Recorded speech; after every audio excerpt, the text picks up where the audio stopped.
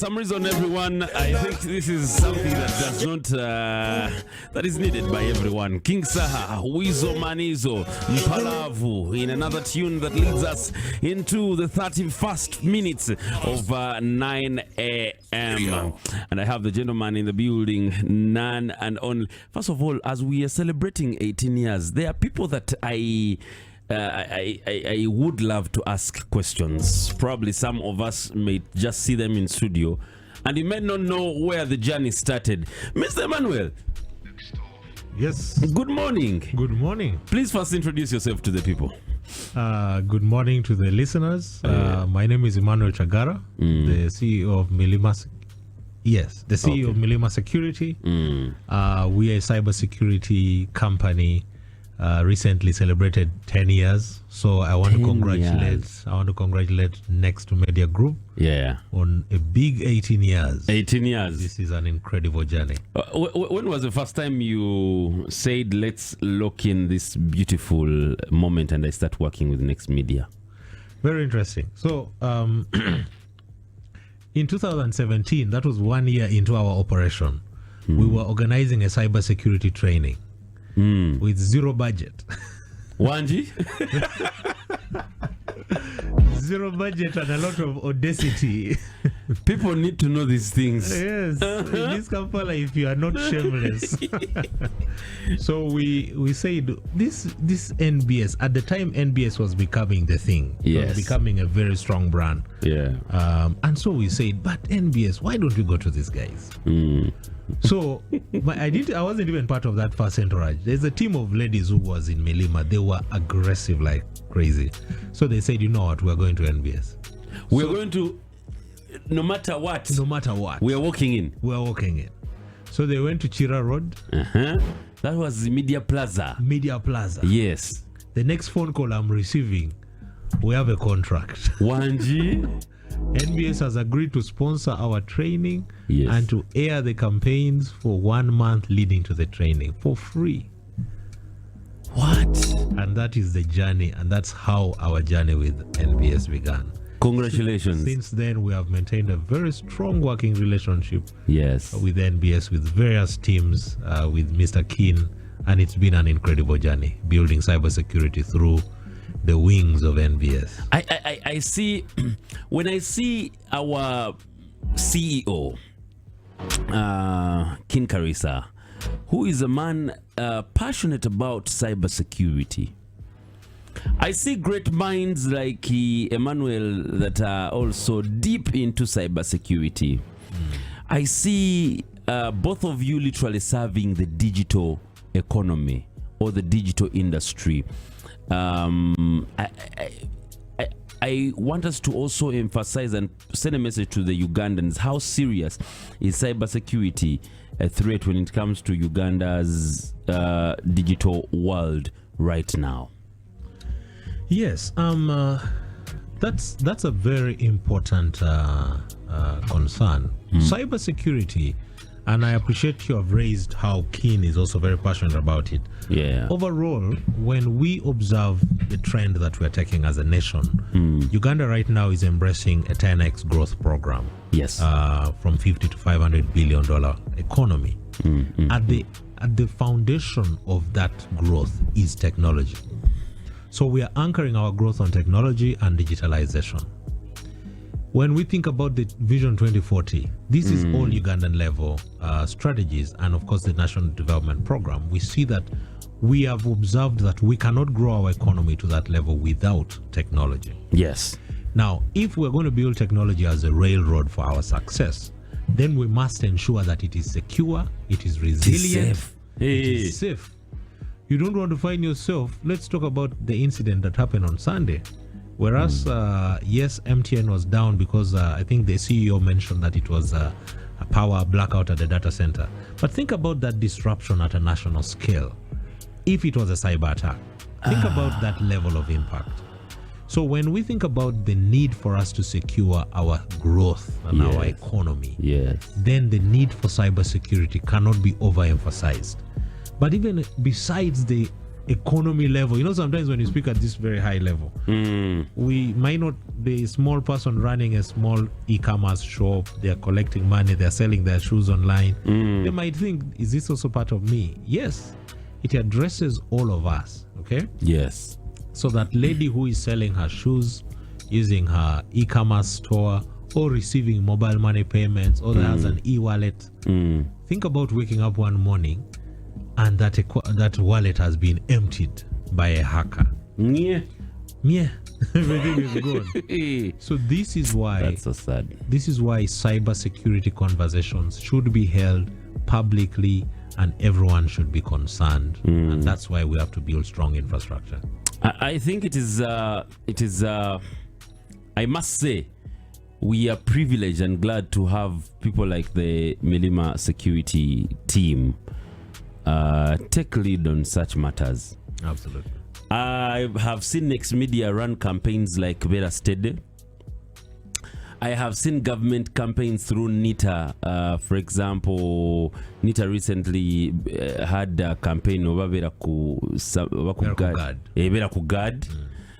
And now, when it comes to you, I look at you as the executor of the man with purpose, the man with the reason for our digital standing, but also the man that gives us the so what. Ugandans have been losing money in an interesting way. Yeah. Different cyber attacks. If you can simply highlight some of these ways that we actually underlook as if they are so normal, we underlook them, and yet they actually very powerful things to consider.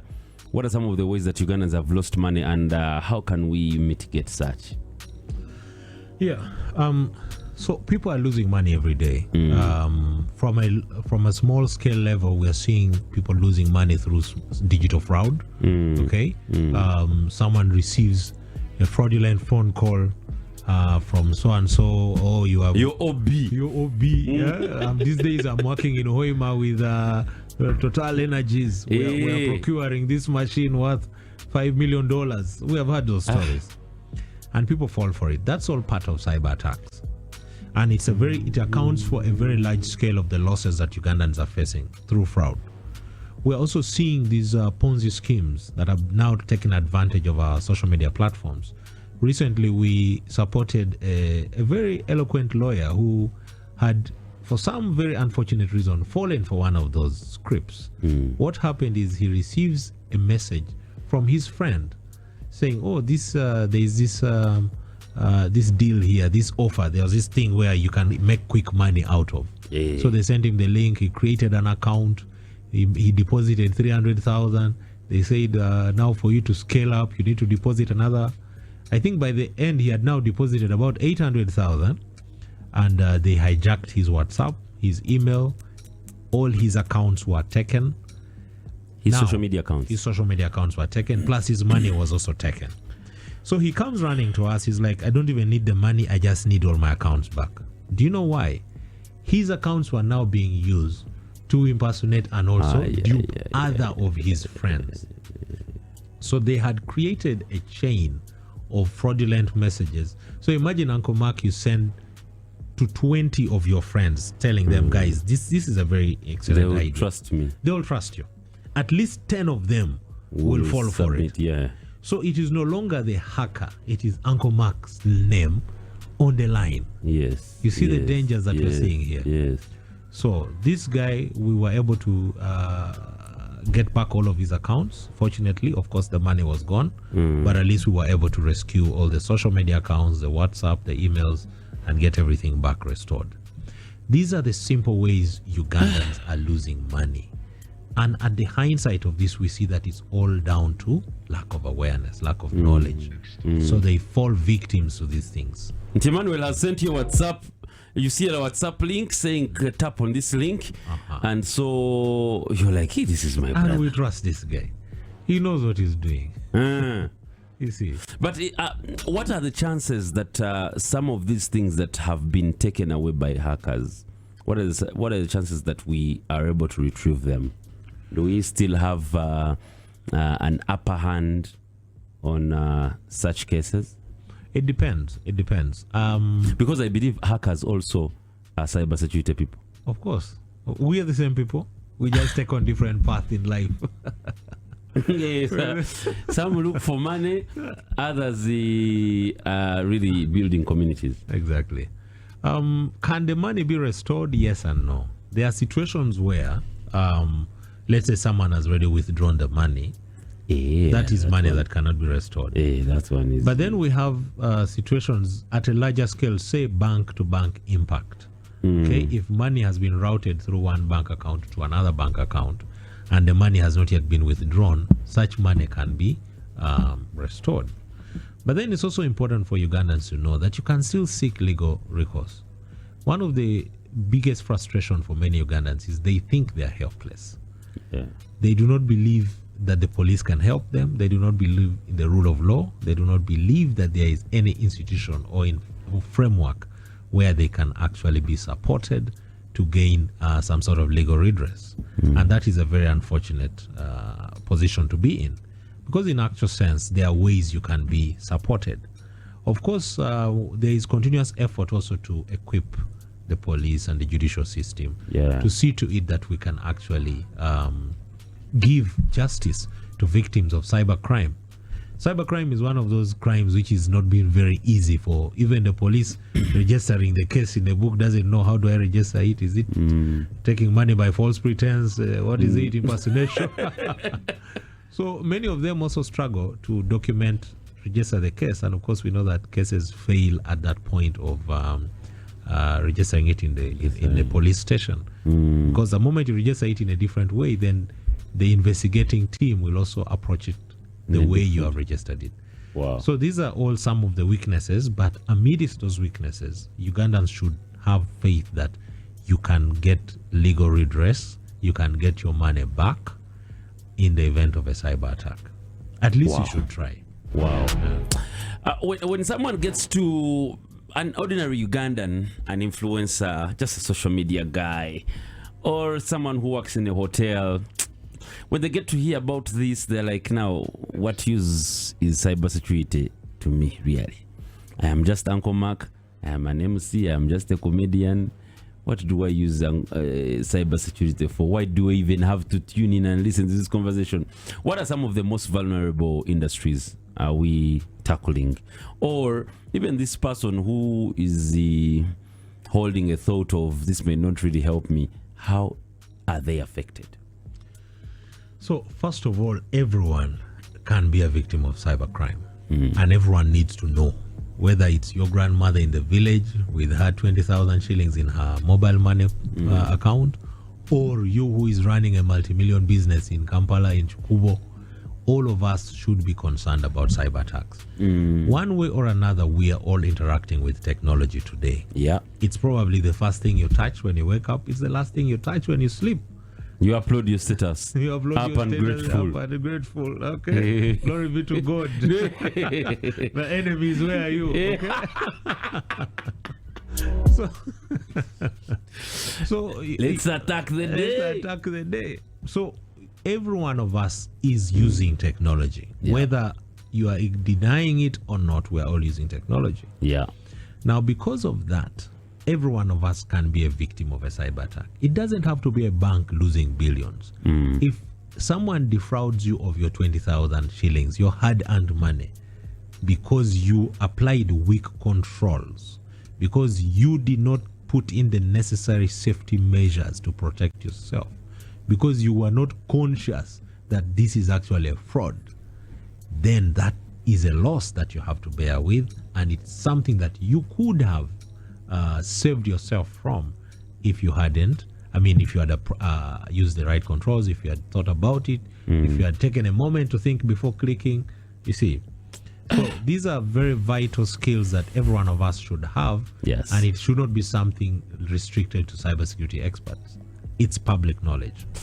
It's 15 minutes to crown up the hour, and I'm still with the man himself who is yet to break down a few things about cybersecurity. So stay tuned as we come back shortly. 106.1 Next Radio. We'll be right back. The National Mosquito Net Distribution. 1 Next Radio. We'll be right back. School Uganda, preparing students for success beyond the classroom.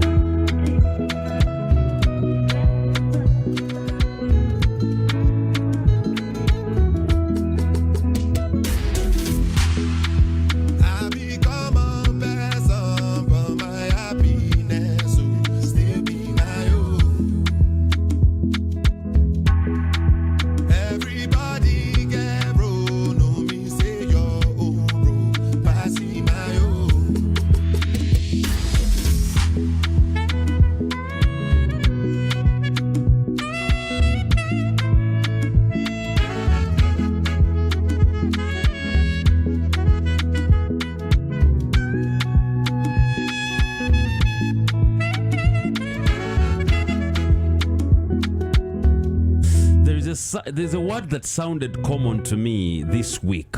Every time I read the Bible, there is something called the full armor. Yeah?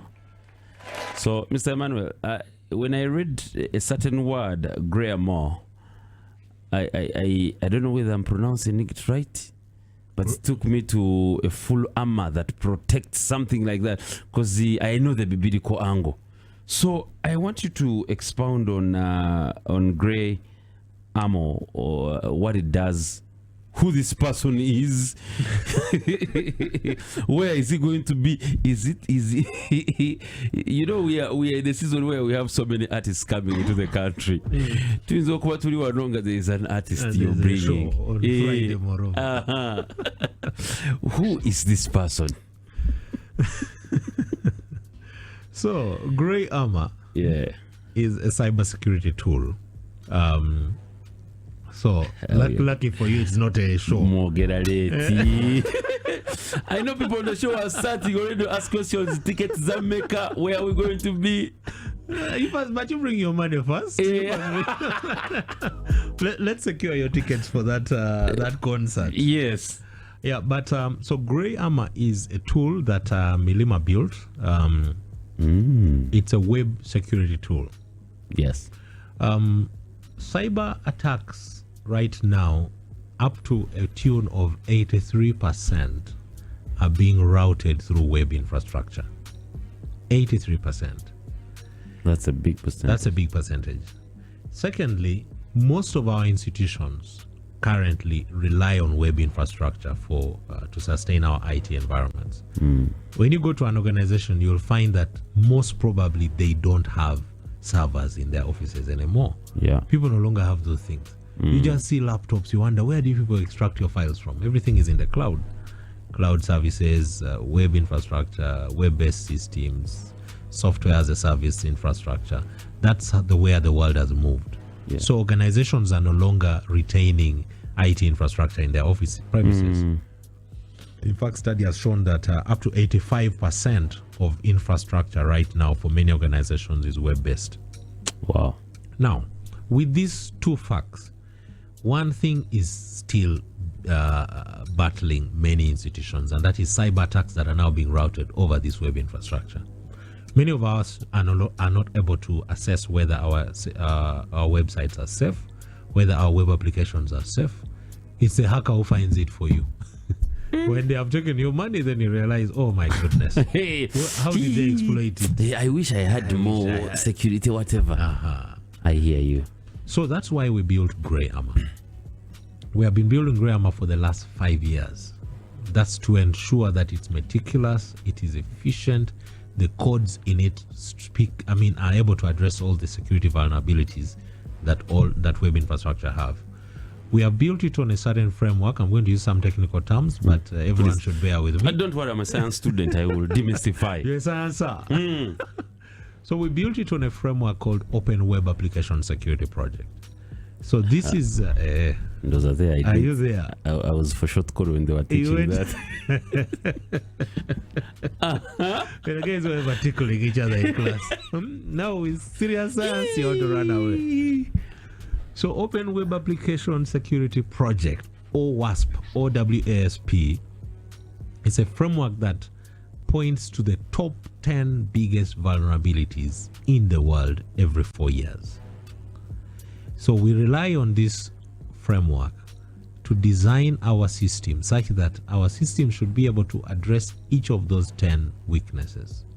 Wow. There is a chance that your own website could be vulnerable to any of those 10 weaknesses. So that is how we built Grammar. So Grammar is a very powerful tool. It helps in threat intelligence, helping you identify weaknesses in your code, helping you find weaknesses in your infrastructure, then you're able to address them. So for those who want to try out Grammar, even as you're listening to me right now, you can simply go to greyarmour.com, Grey Armor. If you just go and Google, go on Google, you should be able to find it, Grey Armor. Wow. Yeah. As we are in a season and the moment of AI. Has AI affected you in any way? Absolutely. But for us, to the positive. But certainly also we are preparing for the negative impact. Yes. Right now we're using AI to build our systems faster. Yeah. We're using it to analyze our code even faster.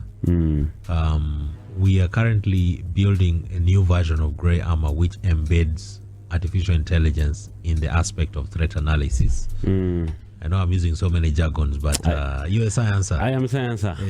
Even the listeners. In faith. Even the listeners are sciencers. So it supports with threat intelligence. So now that's the positive side. On the negative side, one of the things that we are going to witness, and it's already happening, is the amplified level of attacks that is being enabled by AI. Yeah. Because you see, AI is simply a multiplier. Yes. If something you could do one of what you feed it with. If you could do 1 per minute, AI will help you to do 1,000,000 per minute. Yeah. So if I could make an attempt to hack you 1 attempt per minute, AI can now make that 1,000,000 times per minute, which means the chances of its success on your system is now 1,000,000 times higher. You see that? So we think about AI as a double-edged sword. On the positive side, it's going to enable us to build stronger security systems. On the flip side, it's also going to make cyber attacks faster and easier. And that's why we also have to now be more alert to these growing cyber threats. We have 2 minutes to crown up the show, but the interesting part is you run the Milima Cyber Academy alongside the security firm. I don't see why the training. I mean, why so much interested in the training? The training is actually the most important. What we're talking about today in this 30-minute segment could be amplified to a 9 weeks training. Yes. Think about the capacity you would build. Cybersecurity being one of those new and emerging things that we're dealing with. Yes. Knowledge transfer has to be the most fundamental railroad of it. We must ensure that we're building first the knowledge base to help us circumvent the threats. Secondly, we should be creating more and more professionals to service the industry. A recent study showed that there were just about 400 cybersecurity professionals in Uganda. Can it service the entire economy? No. We need more experts in the banks, in the various industries, in the health sector, in agriculture. Cybersecurity shouldn't be something that is isolated from people. It should be with the people, because if you're going to embrace technology to assess your farm produce, to know the weather conditions, if you're going to use technology to help you know which kind of inputs to apply in your agricultural products, then certainly you should ensure you secure that technology. And that's where you need the experts from. So the academy is a launch pad where we're creating professionals from. Anyone who is looking to build a career in cybersecurity should come to Milima Cyber Academy. and start on their journey of cybersecurity. There are different programs, Yes. short course programs, some as few short as 2 months, some of them as long as 6 months, but they are not your 1 year kind of program. These are professional courses, so they are anywhere between 7 weeks to 15 weeks and all of that. Wow. There are courses such as Certified Ethical Hacking, Certificate in Information Security, Certificate in Web Application Security, Yes. ISO certifications, those who want to become IS auditors, information systems auditors, Yes. especially for bigger corporations. You're looking for auditors for your systems. So ISO 27001, ISO 3100 for risk management, ISO 4201 for artificial intelligence. So we have all these courses that are there. We need more professionals in the industry, Yeah. and Milima Cyber Academy is addressing that gap. Say bye to Ugandans and let's see what Wednesday has for us. I would just want to say bye. But anyway, thank you guys. This has been a great conversation. I Yeah. do hope that out of this you are equipped and more conscious of your cyber security posture. Seek knowledge, ask people around you, reach out to Milima Cyber Academy, Milima Security. We have the infrastructure, we have the experts, the capabilities to address your security needs. Thank you, and I wish you all a great day. Thank you and have yourselves a fantastic day. 106.1 Next Radio. We'll be right back. Looking for a household 1 Next Radio. We'll be